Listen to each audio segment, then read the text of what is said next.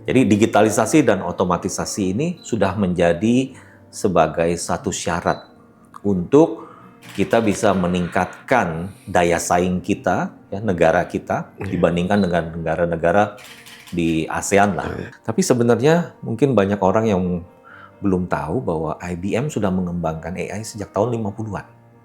Oh, Jadi kita ada satu research paper yang memang sudah ditanggali dari tahun 57. nah ini dengan pesatnya perkembangan teknologi AI secara global nih ya, bagaimana IBM ini melihat posisi Indonesia dalam peta transformasi digital pasar digital di dunia saat ini? Di mana sih posisi Indonesia ini sebenarnya? Baik. Posisi Indonesia memang saat ini masih sebagai pengguna. Pengguna.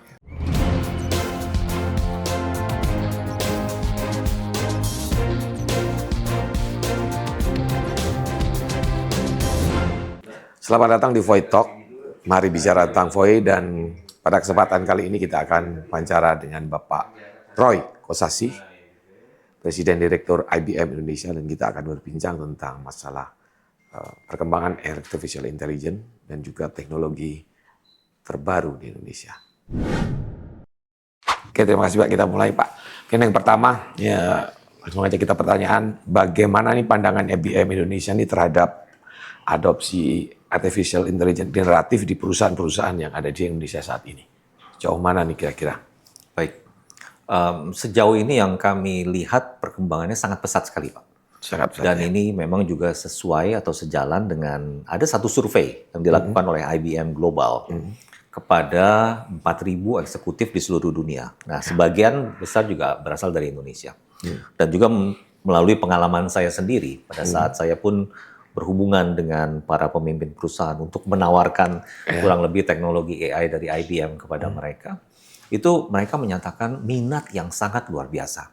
Ya. Karena mungkin kita tahu Pak ya, perkembangan AI ini memang sebegitu rupa sehingga banyak individual, personal yang sudah melihat bahwa dengan memakai AI, dengan menggunakan generatif AI pada khususnya, pekerjaan mereka akhirnya menjadi jauh lebih cepat, lebih efisien, sehingga boleh dibilang manusia tuh bisa menjadi lebih produktif, gitu Pak ya. Ya. Nah, ini saya rasa juga sama. Demikian itu yang dilihat oleh perusahaan-perusahaan. Apakah itu perusahaan swasta, perusahaan pemerintah, atau BUMN gitu ya, atau bahkan kementerian-kementerian itu pun melihat. Kalau mereka sudah mulai menerapkan AI, menggunakan AI, akhirnya hasilnya jadi jauh lebih baik untuk kinerja perusahaan. Sehingga boleh dibilang kalau mereka tidak menggunakan AI, apakah itu di dalam sistem perusahaan atau di dalam individual pekerja-pekerjanya, mereka akan mulai kalah dari persaingan. Gitu. Jadi mau nggak mau, akhirnya mereka sudah menunjukkan minat. Mari kita mulai mengadopsi, dan bahkan sekarang ini yang saya lihat trennya adalah bukan cuma mengadopsi. Jadi mereka sudah mulai mengadopsi, mereka mulai membuat satu use case di dalam perusahaan mereka, dan mereka sudah mulai menikmati hasilnya. Dan akhirnya apa? Mereka coba mengembangkan lagi. Masuk ke bagian-bagian yang lain lagi. Mulai meminta kita, apalagi nih use cases baru yang bisa dikembangkan di dalam perusahaan mereka. Jadi nggak cuma FOMO aja mereka nih, artinya sudah benar-benar tahu kebutuhannya. Mungkin awalnya FOMO. Tetapi begitu melihat bahwa FOMO-nya ini ternyata sangat beralasan. Oke. Karena ini tidak dapat ditinggalkan. Lagi-lagi, kalau nggak mereka akan mulai ditinggalkan atau kalah dibandingkan dari kompetisi. Nah, kira-kira apa saja tantangan utama yang dihadapi perusahaan Indonesia nih Pak dalam mengintegrasikan AI ini, khususnya AI generatif ini, AI ini? Baik, ini pertanyaan juga yang ataupun satu tantangan atau satu keadaan yang banyak diberikan ke saya juga secara langsung, secara pribadi oleh pimpinan-pimpinan perusahaan tersebut. Pertama adalah mereka meragukan apakah ada tenaga-tenaga kerja yang terampil, atau kapabilitas atau expertise di dalam perusahaan mereka.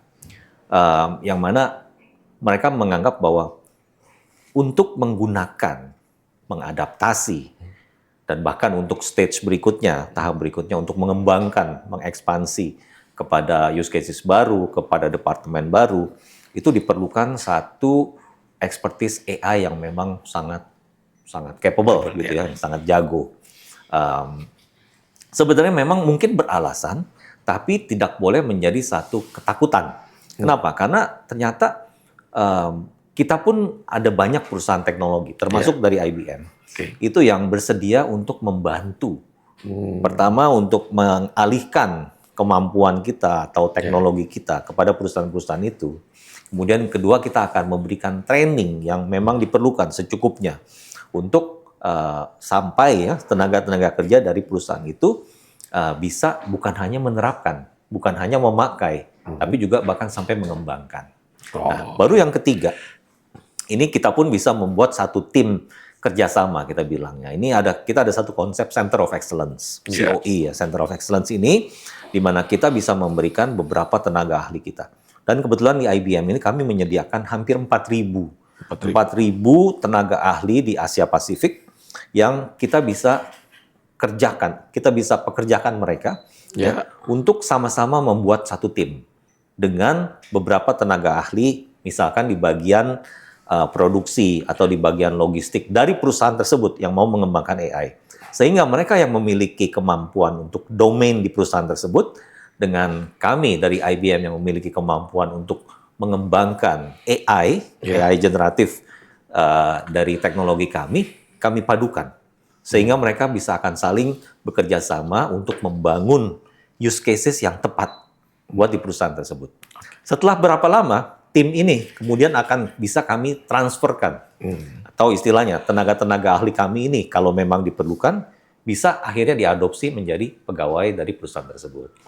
Sehingga ke depannya mereka pun bisa terus membangun dan seterusnya. Atau kami pun juga akan memastikan bahwa orang-orang yang sudah di-assign dari perusahaan tersebut ya untuk bersama-sama membangun kemampuan atau mengembangkan AI-nya ini, itu pun juga memiliki kemampuan untuk terus-menerus mengembangkan dan menemukan use cases baru. Jadi trainingnya bisa terus berkepanjangan. Dan itu akan kami sediakan terus. Bukankah itu biayanya besar tuh Pak biasanya untuk ini? Biaya besar tuh relatif. Karena boleh dibilang dari hasil yang didapatkan. Karena tadi mungkin di awal saya sempat sampaikan bahwa produktivitas akan jauh lebih meningkat, kualitas dan error itu akan diminimalkan. Akhirnya berarti apa? Pertama, profit udah pasti di depan mata.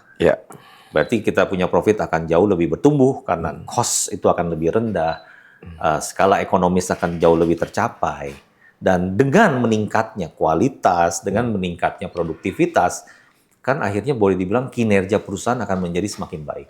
Sehingga customer bertambah, new logo itu akan terus bertambah, marketnya akan terus berkembang. Boleh dibilang bukan hanya bottom line ya, tapi top line-nya pun juga nanti, atau revenue ya, omset penjualan itu akan bertambah berkali-kali lipat. Hasil dari situ. Nah ini kita bicara soal produk IBM. Ini IBM kan baru saja meluncurkan teknologi Watson Orchestra sama metode hybrid integration gitu. Kemarin dalam satu rilis kemarin kami juga terima soal itu. Nah ini bagaimana teknologi ini sebenarnya relevan untuk kebutuhan pasar di Indonesia. Ini kan cukup advance nih Pak saya lihat. Nah kalau kita lihat kan kita ini baru mulai memasuki era digitalisasi. Dan dengan begitu minat ya bahwa sekarang sudah saatnya mulai meningkatkan kinerja dengan menggunakan otomatisasi. Ya. Jadi digitalisasi dan otomatisasi ini sudah menjadi sebagai satu syarat untuk kita bisa meningkatkan daya saing kita, ya, negara kita dibandingkan dengan negara-negara di ASEAN lah, gitu. Dibandingkan misalkan apakah di Vietnam, ataupun Thailand, ataupun Kambodia begitu. Di sana pun mereka kinerja tenaga kerja mereka sudah sangat meningkat. Kita nggak boleh ketinggalan. Nah, salah satu caranya adalah dengan demikian. Jadi, apalagi kalau boleh kita juga sering mendengar sekarang bahwa tenaga kerja kita sudah nggak murah lagi dibandingkan dengan negara-negara tetangga itu. Berarti harus ada satu nilai jual, satu nilai tambah, yaitu kinerja. Nah, kinerja itu bisa kita tingkatkan dengan menerapkan digitalisasi dan otomatisasi. WatsonX.Orchestrate itu merupakan salah satu cara untuk bagaimana kita bisa menggabungkan beberapa sistem otomatisasi ataupun juga misalkan beberapa function-function ataupun department yang sudah mulai menerapkan AI. Kadang bahkan dengan teknologi yang berbeda, itu bisa disatukan dengan Watson X Orchestrate kami. Oke. Nah, sehingga jadi bukan hanya ini bisa meningkatkan kapabilitas, efisiensi dari masing-masing department, tapi begitu sinergi yang ditimbulkan dengan menggabungkan efektivitas dari masing-masing bagian yang berbeda, yang kadang dengan sistem AI yang berbeda, Iya. itu kita akan dapatkan dengan Orchestrate tadi. Oh. Gitu. Jadi akan sangat jauh meningkat. Jadi ini lebih multi platform bisa jadi satu. Multiple platform, kemudian juga AI yang use casesnya berbeda, iya. itu akhirnya kita akan bisa temukan satu sinergi dengan cara menggabungkan. Itu bisa dilakukan dengan Orchestrate tadi. Oke. Ini salah satu boleh dibilang teknologi IBM, terutama di generative AI, itu yang saat ini sedang banyak diminati. Oke. Begitu, karena itu tadi bisa membuat beberapa inisiatif atau agentic Iya. ataupun AI assistant ya, AI based assistant otomatisasi, Iya. itu kita gabungkan semua melalui Orchestrate. Oke, baik. Nah, kalau lihat itu sejauh mana kesiapan infrastruktur digital di Indonesia ini dalam mendukung percepatan transformasi AI yang berbasis hybrid cloud seperti yang ditawarkan oleh FBI mungkin nanti selama ini. Sudah cukup siap belum infrastruktur kita terutama di Indonesia? Kita harus selalu berpikir positif. Jadi kalau yang boleh saya sampaikan adalah kita sudah mulai. Jadi sudah banyak sekali investasi-investasi yang masuk untuk bagaimana bisa menjangkau komunikasi untuk seluruh Indonesia. Terutama Indonesia ini kan negara yang sangat besar dengan banyak kepulauan-kepulauan yang kadang tuh dipisahkan oleh lautan, boleh dibilang untuk menjangkaunya sangat sulit. Iya. Tapi saat yang bersamaan kita juga tahu bahwa keinginan dari pemerintah kita adalah untuk membangun atau untuk meratakan pembangunan di seluruh pelosok. Sehingga mau nggak mau memang banyak sekali daerah-daerah yang perlu kita bangun dengan cara memberikan pemerataan pembangunan ekonomi, pembangunan infrastruktur, dan seterusnya. Salah satu caranya adalah komunikasi harus masuk ke daerah-daerah tersebut. Kemudian infrastruktur digital sebagai bagian dari peningkatan awareness ataupun juga pada saat kita mau mulai melakukan digitalisasi di seluruh pemerintah-pemerintah daerah itu harus terjadi. Baik. Boleh dibilang sekarang sudah ada, sudah mulai, tapi masih banyak ruang untuk peningkatan.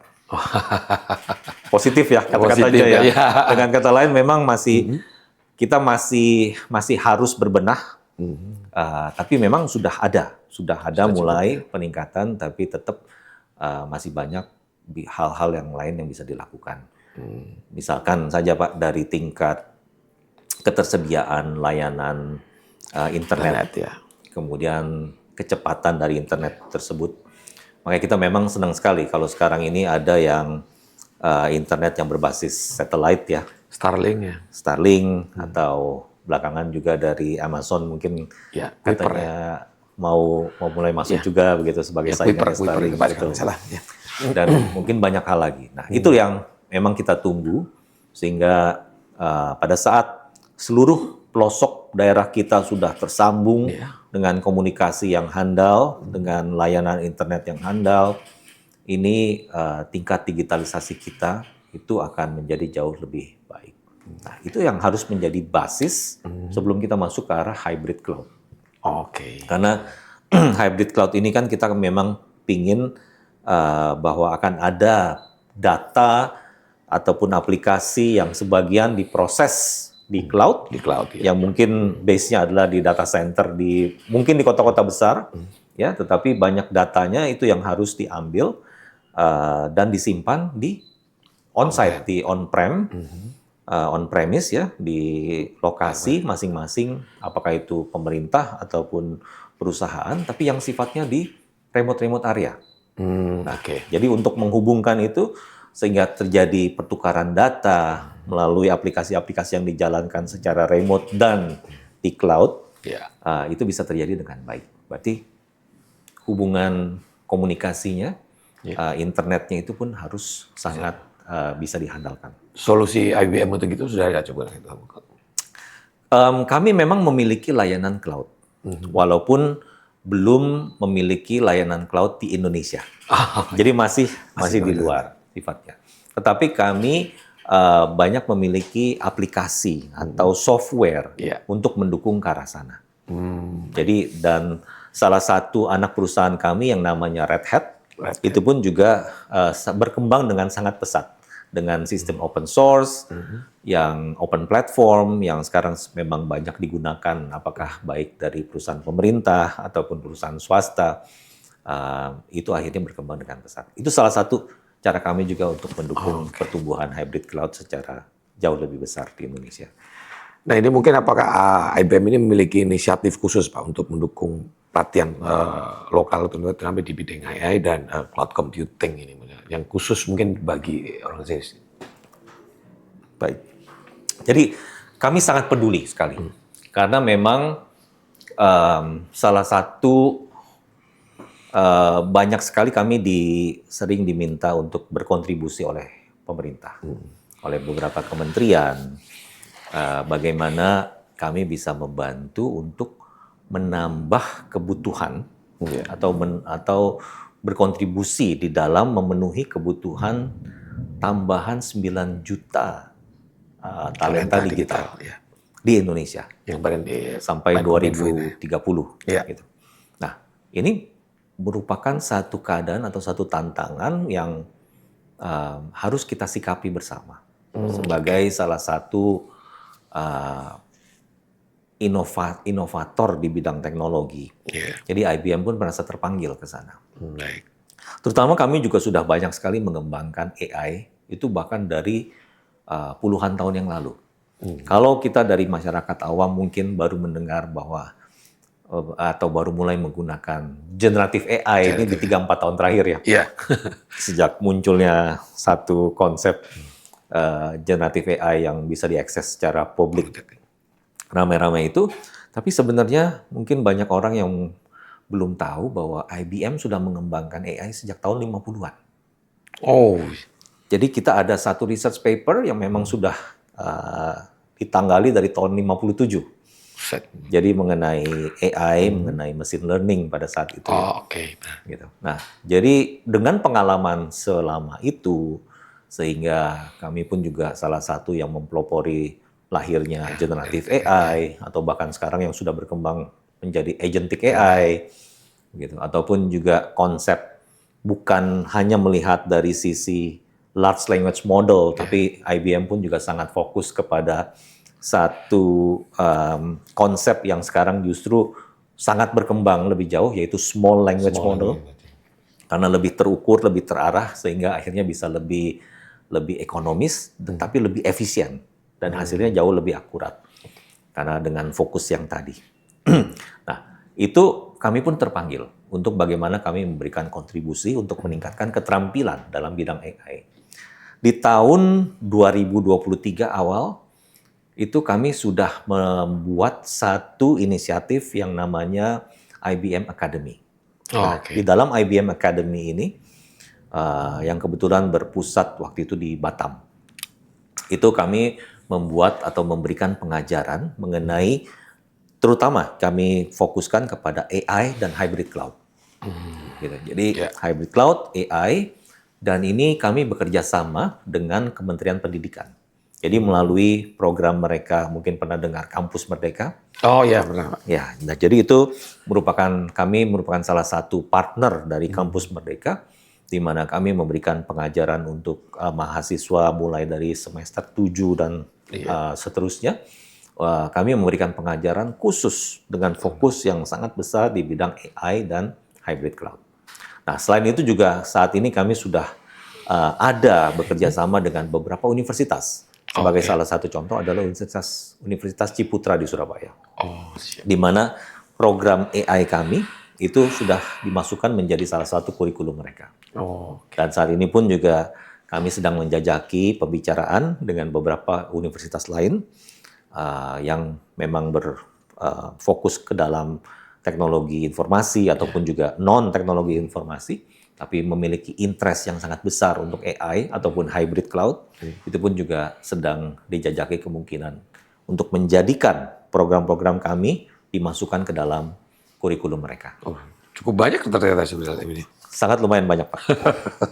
Oke, Pak, mungkin pendekatannya sekarang soal sistem keamanan nih, Pak. Cyber security. Cyber security ini bagaimana IBM memastikan tata kelola keamanan dan penerapan AI ya di sektor-sektor kritikal seperti keuangan, pemerintahan ataupun kesehatan, Pak. Ini kan kemarin Indonesia habis bobol banyak banget ini. Iya, betul. Jadi cyber security merupakan salah satu juga yang pernah atau sering atau bahkan yang memang sampai saat ini ya membuat nama IBM itu begitu cemerlang gitu ya. Karena memang dari beberapa kejadian ransomware apakah di mana di negara manapun, kami biasanya selalu dipanggil untuk berkontribusi untuk membuat untuk apakah itu untuk mengisolasi problemnya sehingga tidak berkembang lebih lanjut atau melakukan audit investigasi ataupun juga untuk membuat kemudian satu policy ataupun juga satu tindakan-tindakan untuk lebih mengamankan atau mengupgrade sistem supaya tidak bisa diserang lagi, itu memang sering menjadi konsumsi IBM untuk ditindaklanjuti. Nah, karena kami sendiri untuk pendekatan kami untuk arah ke sana adalah dari banyak beberapa hal. Terutama kalau cyber security itu tentunya ada beberapa tools yang bisa dilakukan. Pertama dari softwarenya sendiri, dari software itu yang bisa kita install dan kemudian di manage untuk memberikan perlindungan yang sangat kuat.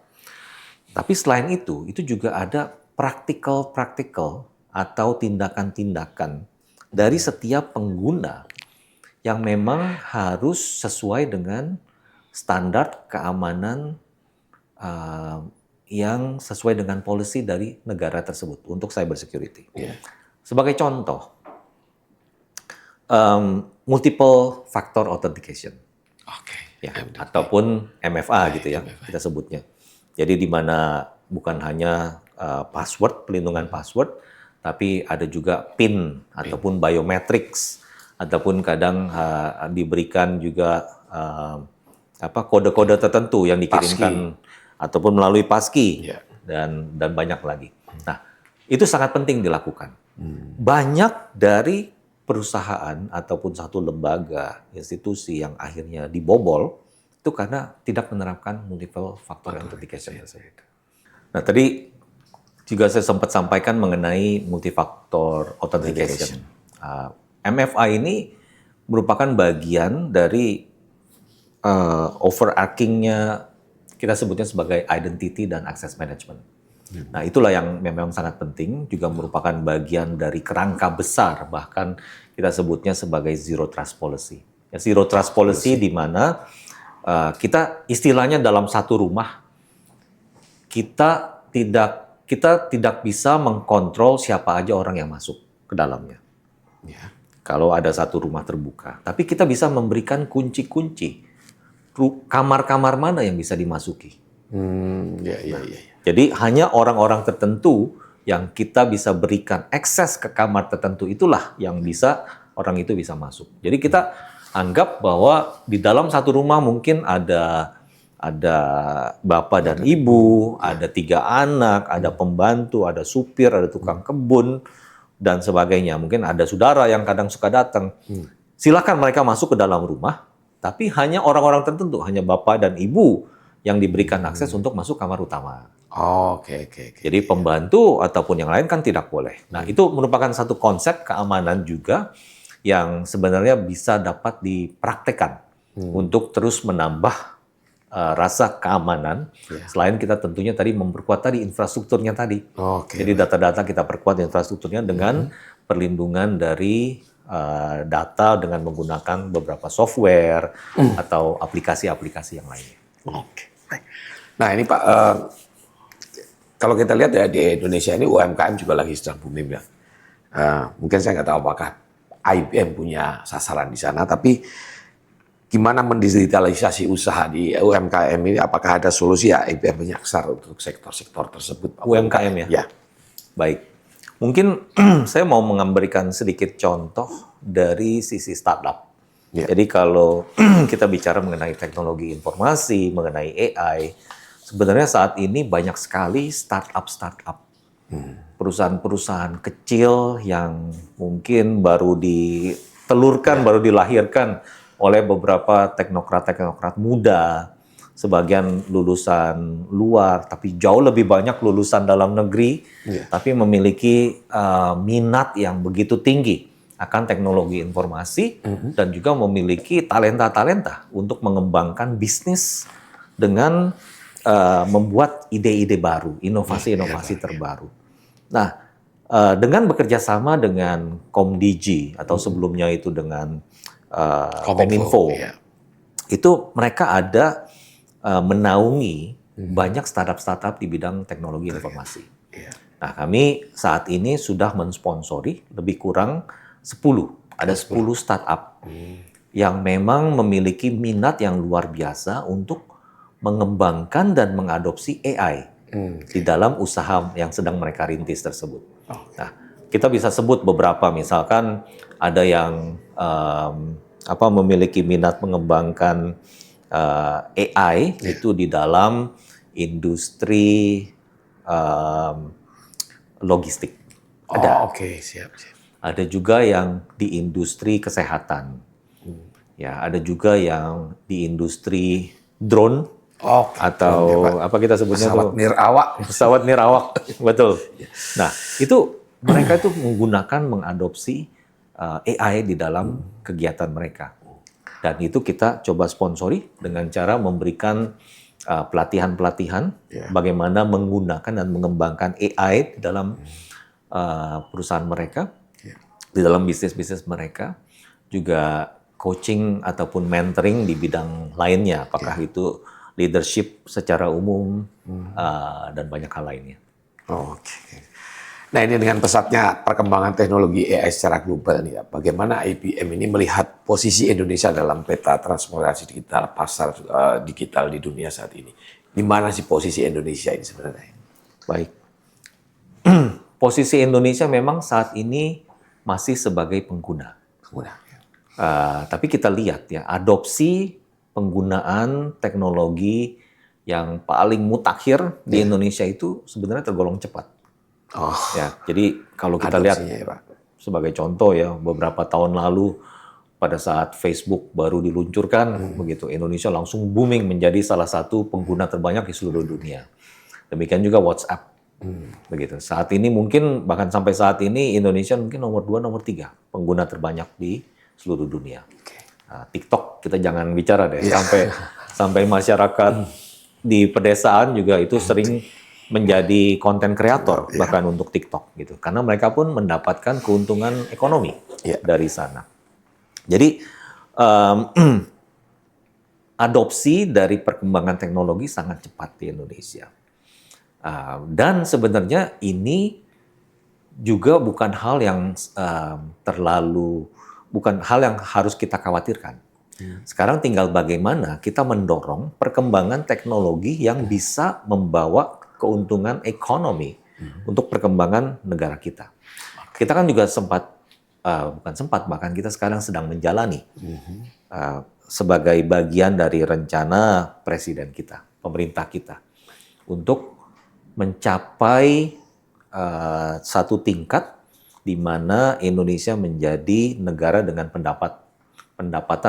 pertumbuhan pendapatan terbesar keempat di seluruh dunia, GDP-nya di tahun 2045, gitu ya. Ini part of kita punya Indonesia Emas ya, visi Indonesia Emas 2045.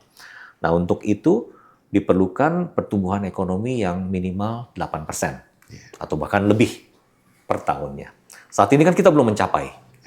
Nah, jadi dengan demikian harus banyak diterapkan atau banyak dikembangkan industri teknologi informasi di sana. Itu yang akan banyak membantu. Arah kebijakannya dari harus ke sana, Pak. Harus ke sana, Pak. Karena berarti spending ya, belanja negara yang mungkin bisa dimulai oleh pemerintah itu di bidang teknologi informasi. Iya. Ini akhirnya akan mulai dilihat dan mulai juga dituruti atau diikuti oleh pihak swasta dan banyak pihak-pihak lainnya. Belanja teknologi informasi yang memang ke depannya juga akan meningkatkan tadi bahwa daya saing kita di antara negara-negara tetangga. Sehingga pada akhirnya kita pun bisa menimbulkan satu kapabilitas untuk menjalankan bahkan membuat terobosan-terobosan inovasi. Karena pada saat kita sudah memang mutakhir, kita sudah sangat efisien dalam mengembangkan teknologi industri di dalam negeri sendiri. Kebijakan apa sih yang secara spesifik diperlukan bagi pemerintah agar industri AI di Indonesia ini tumbuh lebih berkembang gitu, Pak? AI ini berkembangnya itu memang kan sangat pesat ya.